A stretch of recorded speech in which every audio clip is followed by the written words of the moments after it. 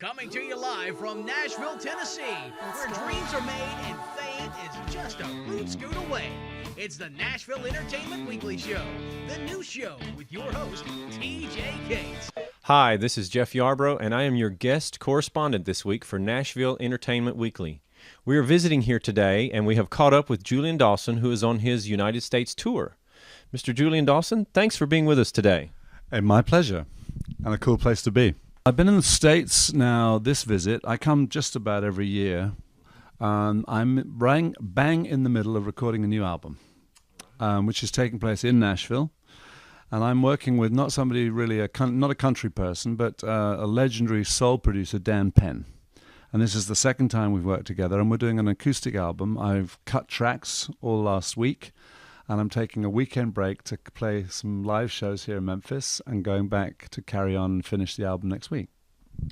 Great. Well, tell us a little bit about how you got started in music. Let's go back to the beginning just a little bit.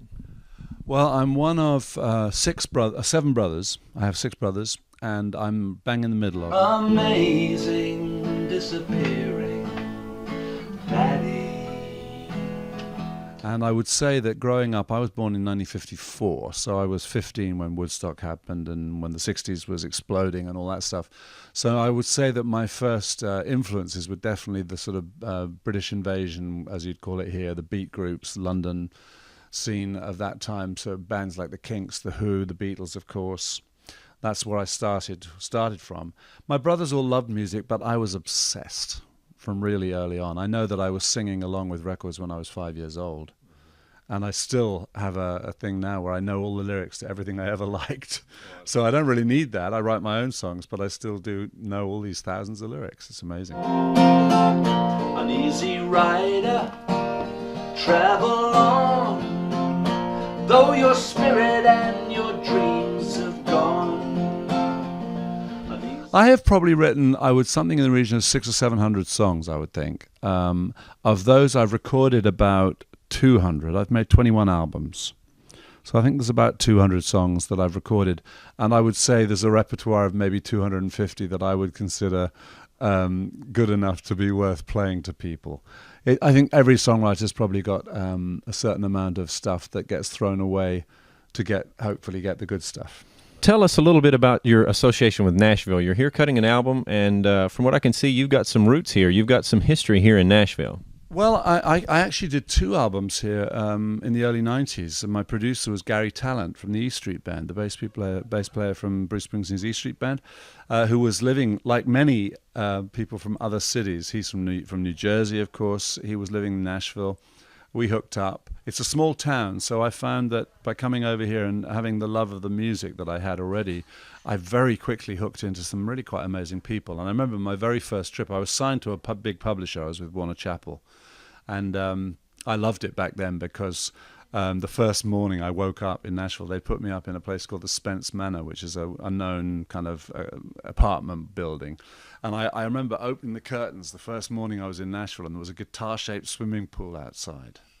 You know, and then in that first 3-week visit, I wrote songs with Vince Gill, with Tony Colton, who was a big writer, with Gene Pistilli, who had written songs for, #1 songs for Randy Travis, with Dennis LeCorrier from Dr. Hook. And I was just suddenly in this sort of amazing high-level world, if you like. And later on, Vince Gill played on a couple of my albums. I worked with Barry Beckett, who was a famous producer and keyboard player that people will know. Lucinda Williams, I've got a duet with Lucinda from when we hooked up. So there was this sort of thing where it was not my lawyer calling your lawyer. It was just bumping into somebody at a show or at a bar or at a restaurant or at someone's house, and just finding yourself ending up in these extraordinary situations. I can remember being with Lucinda and being invited around John Prine's house and sitting passing a guitar around in a circle. It's like John Prine, Lucinda Williams, I can't remember who else was there, but just this extreme high caliber of talent. And suddenly the guitar's in your hands, you think, what the hell am I going to play now?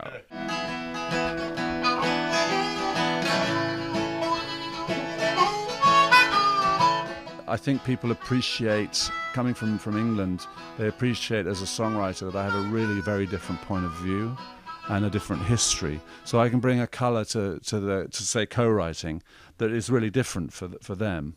I can't say that I've had top 10 country hits out of co-writing in Nashville, but I've had songs covered by Dolores Keane in Ireland, by Rosie Flores, by Charlie Louvin from the Louvin Brothers, which was a great. I mean, I didn't make much money off it, but what a compliment that a true country legend would say, "I love that song, I want to cut it," and that means more to me than dollars, honestly. I live in England. I always have done. Actually, the place on the planet where I'm most successful is in Germany, Holland, Austria, Switzerland. Those countries on the European continent. I do play in England regularly, but when I was younger, I was fronting bands. I was the lead singer, and it was kind of my songs and my band. And the place where we could get the best response and be paid.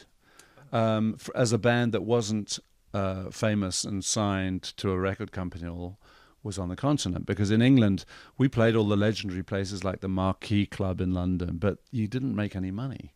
So we used to go abroad, and then what happened from that was that my fan base that I built up by live performance was actually away from home, and that's remained actually kind of a you could say a curse for me. I'm one of those prophets that's a little bit ignored in his own country. And I come over here to the States and Canada. Like I say, I try and come every year. So I'm not kind of up at the Elton John level, but I've lived now from my music and nothing else for almost 40 years, which I think is a miracle. 40 years. That's yeah. Great. Yeah. And I understand your fan base is growing exponentially here in America. Well, steadily. I mean, the thing about the States is I first came to Nashville in 1989. And the thing about the States is it's so big that to really crack the scene and become a known figure and touring at a higher level, you've just got to be here all the time, because it's, you need to slam it and go from coast to coast and north to south. Well, I have kids and a family in England. I love my job, but there are limits. I just don't even want to be away the whole time, not just for a career. So you're also fluent in what other language? I speak, well, I picked it up from the streets, but I speak fluent German, and in England you learn French in school, and then I had a French girlfriend, and it's close by. So I speak French and German as well as English, yeah. And a little bit of Danish, because I'm married to a Danish woman now. She taught you all the good words. No, I picked up the usual musician's filth that you need along the side. No, I mean, I don't speak it fluently, probably because when I met her, I was already too old and encrusted to be as fresh to learn it. Uh-huh. So where you go from here? Well, my career now, I'm amazed to discover or realize that I'm going to be 60 years old on the 4th of July this summer. My past career, I was on major labels for probably 15 years. I was with Polydor and BMG, and what we were trying to do at that time was get a hit and crack the radio and compete, with, and I was successful, but not, like I said, not sort of Elton John type successful. And in due course, I moved over to smaller independent record labels. And as anyone who's interested in the music industry will know, the industry is kind of collapsing around our ears as we speak as a result of the internet. So everything's kind of shrunk down a little bit. I tour very often in Europe. I'll tour with a small lineup, not a full drum kit, but with maybe a guitarist and a keyboard player, something like that. Over here in the States, I'm a singer-songwriter on his own. Always have come over here on my own because of financial constraints. So I think now, from now on, I'm still writing. Like I say, this new album I'm recording with Dan Penn, that's 11 new songs that I've written. I'm not as frantic about it as I used to be. I think I have a grandson now. Yeah, he's 2 years old, and you try and balance having a personal life that sort of works to some degree, and to keep your place in the industry. Excuse me. I've been lucky I have very, very loyal fans in certain places, and my most recent release was a retrospective box set with 3 CDs, 56 songs, a swishy booklet with 40 pages and stuff. So you can still sell stuff, but you've got to get out there and play to do that. So I thankfully I love performing live. I mean, for me that is real. That's where the real music happens. Recording's fun too, But be in front of an audience, it doesn't matter whether it's a small house concert or a big stage. I just love performing. I think it's what I was. Seen the crabs and the fishes looking back at me. My bucket's got a hole in it. My bucket's got a hole in it. My bucket's got a hole in it. Can't buy no bit. Bit about the house concert concept. That's something that's happening quite a bit here in America. Yeah, I first came across it here in the States, and probably about 10 years back, actually, as a side product. Some people who are super fans might get upset that you never came to their part of the country, and would offer to put on a show themselves for their friends and neighbors or whatever.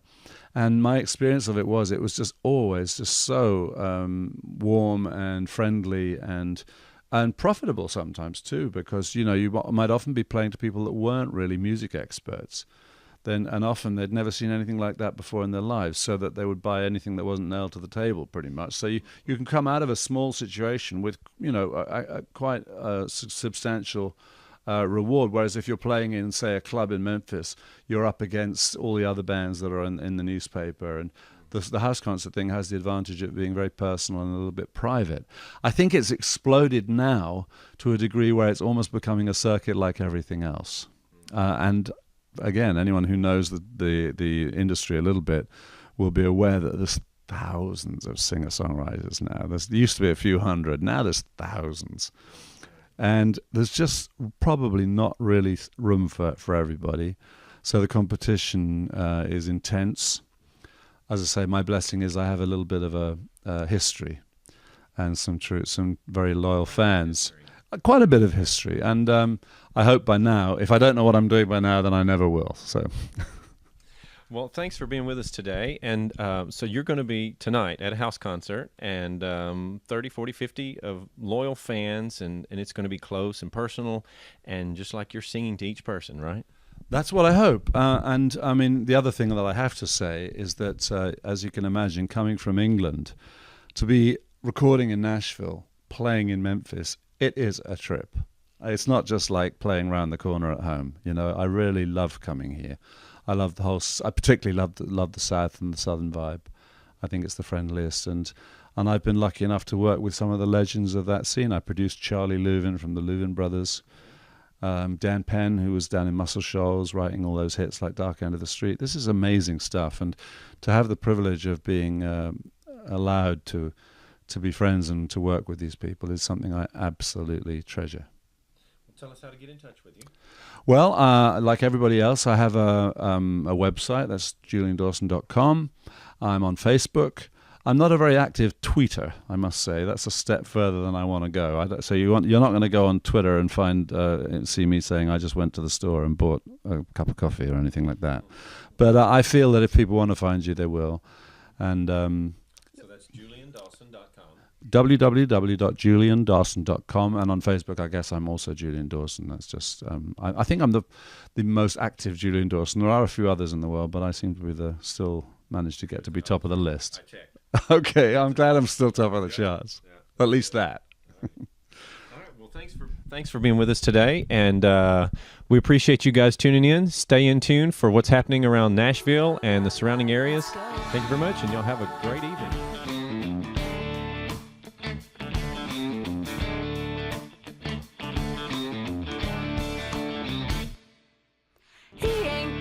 Swagger, no, he ain't got that little cleft in his chin. He ain't no way better, 'cause you're the baddest country boy, sweetest sin. He ain't got my soft lips.